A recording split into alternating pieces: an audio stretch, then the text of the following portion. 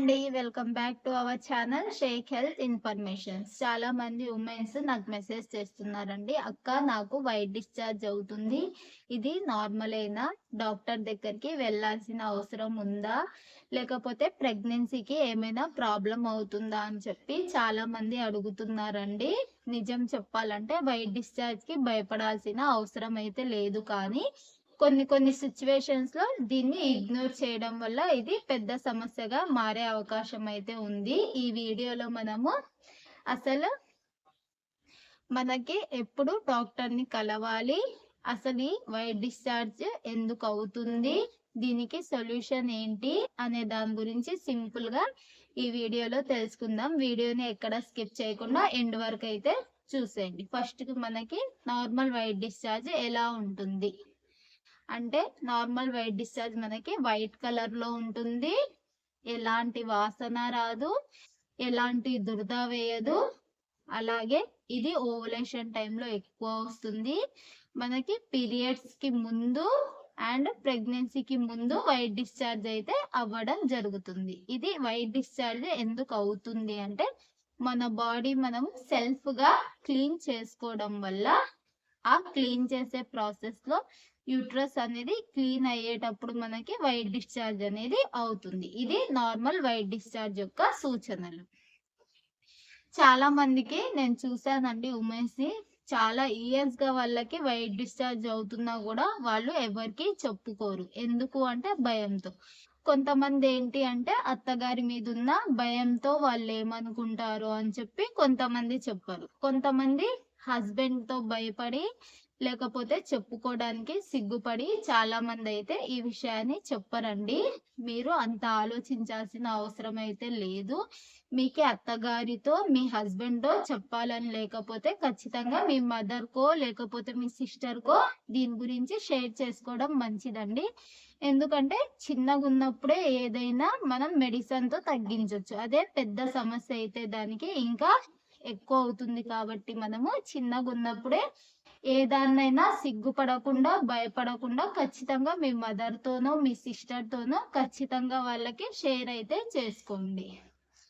Next, ఎలాంటి సూచనలు కనిపిస్తే మనకి ఈ డిశ్చార్జ్ అనేది డేంజర్ అంటే, మనకి వైట్ డిశ్చార్జ్ అవుతుందని చెప్పా కదా, వైట్ కలర్ కాకుండా ఎల్లో, గ్రీన్ కలర్ లో అవ్వడము.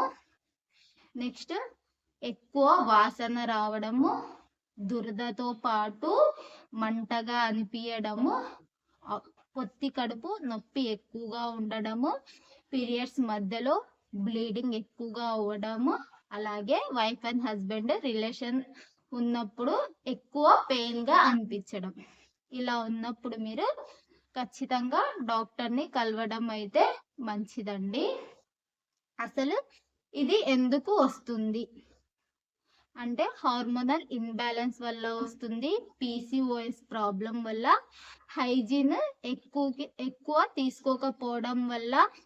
ఎక్కువగా తీసుకోపోరంటే వీళ్ళు ఏం చేస్తారంటే, ఉమెన్స్ వాష్రూమ్ పోయినప్పుడు ఒకటి గుర్తు పెట్టుకోండి. మీరు వాష్రూమ్ పోయినప్పుడు లేదా బాత్రూమ్ పోయినప్పుడు పైనుంచి కిందకి వాష్ చేయండి. మళ్ళా వాష్ చేసేటప్పుడు కింద నుంచి పైకి అనేది చెయ్యి తీసుకోకండి. ఎందుకంటే ఇలా తీసుకోవడం వల్ల క్రిములు అనేవి మనం యూరిన్ దగ్గర కూర్చొని ఇన్ఫెక్షన్ అనేది అవుతుంది. ఇలా జరగడం వల్ల మనకి ఈ డిశ్చార్జ్ అనేది అవుతుంది. కాబట్టి పైన నుంచి కిందకి వాష్ చేయడం కరెక్ట్, కింద నుంచి మళ్ళా పైకి వాష్ చేయడం అనేది తప్పండి. ఇది గుర్తు పెట్టుకోండి. దాంతో పాటు మనకి డయాబెటీస్, షుగర్ వచ్చే అవకాశాలు ఉన్నప్పుడు కూడా ఇలా అవుతుంది. నెక్స్ట్, ఎర్లీ ప్రెగ్నెన్సీ స్టేజ్ లో ఈ డిశ్చార్జ్ అనేది అవుతుంది. ఇలాంటి డిశ్చార్జ్ అయినప్పుడు మీరు ఖచ్చితంగా డాక్టర్ని అయితే కలవాలండి. నెక్స్ట్, సొల్యూషన్ ఏంటి? సొల్యూషన్ అనేది మనము చిన్నగా ఉన్నప్పుడే ఇంట్లో ఎలాంటి సొల్యూషన్ తీసుకోవాలి అంటే, కాటన్ ఇన్నర్ వేర్స్ ని వేసుకోండి, టైట్ ఇన్నర్ వేర్స్ ని అవాయిడ్ చేయండి. అలాగే మీరు హైజీన్ గా ఉండండి. మనకి ప్రైవేట్ పార్ట్స్ దగ్గర సోప్ నైతే యూస్ చేయకండి. ఎందుకంటే సోప్ లో మనకి సోప్ అనేది మనము యూస్ చేయడం వల్ల మనకి దురద లేకపోతే మంట అనేది కలుగుతుంది. ఇలా ఉన్నప్పుడు మనకి ఆటోమేటిక్ గా డిశ్చార్జ్ అనేది అవుతుంది. కాబట్టి సోప్ ని ప్రైవేట్ పార్ట్స్ లో యూస్ చేయకండి. ఎలాంటి ఫుడ్ తీసుకోవాలి అంటే పెరుగు, మజ్జిగ, ఫ్రూట్స్ లాంటివి తీసుకోండి. అలాగే జంక్ ఫుడ్ అయితే అవాయిడ్ చేయండి. మీరు ఈ హోమ్ రెమెడీస్ ని మీకు కొంచెం ఉన్నప్పుడే ఈ హోమ్ రెమెడీస్ ని అలాగే ఇలాంటి ఇన్నర్ వేర్స్ ని వేసుకోవడము, సెల్ఫ్ గా హైజీన్ గా ఉండడం చేస్తే ఖచ్చితంగా ఫస్ట్ స్టేజ్ లోనే ఇది తగ్గిపోవడం జరుగుతుంది. ఇంకోటి ఇంపార్టెంట్ విషయం ఏంటి అంటే మీకు 2-3 మంత్స్ నుంచి కంటిన్యూగా ఇప్పుడు నేను చెప్పిన లక్షణాలతో డిశ్చార్జ్ అవుతూ ఉంటే మీకు ఇప్పుడు నేను చెప్పిన సొల్యూషన్ అయితే పనికిరాదండి. ఎందుకంటే మీరు ఖచ్చితంగా డాక్టర్ని అయితే కన్సల్ట్ అవ్వాలి. ఎందుకంటే ఇది ప్రమాదం కాబట్టి మీరు ఖచ్చితంగా డాక్టర్ని అయితే కన్సల్ట్ అవ్వండి.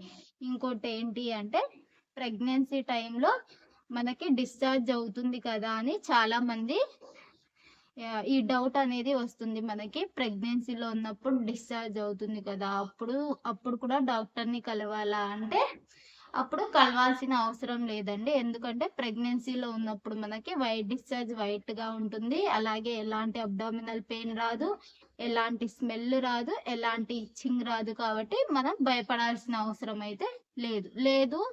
నాకు స్మెల్ వస్తుంది, మంట వస్తుంది, అలాగే ఎల్లో కలర్ లో అవుతుంది అంటే ఖచ్చితంగా ఆలోచించకుండా డాక్టర్ని అయితే కన్సల్ట్ అవ్వడం మంచిది.